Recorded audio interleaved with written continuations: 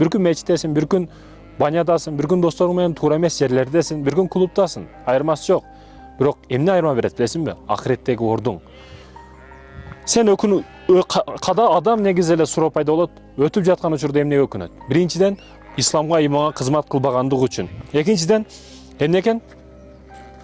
Саякат кылбагандыгы үчүн. Жашоону, дүйнөнү көргөн жоксуң. Урматтуу мекендешим, саякат кылган адам кетип жатканда башка адам, келип жатканда башка адамга айланат. Ал ойлоба сен ошол бойдон калып кетет деп.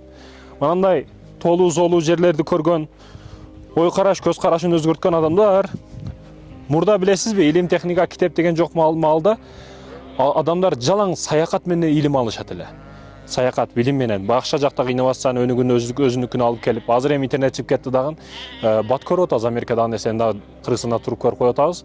Бирок айтайын дегеним, көргөнүбүздөн көрбөгөнүбүз көп. Интернетти да сен көрүп түгөтө албайсың. Барып көрүү бул башка нерсени берет сага.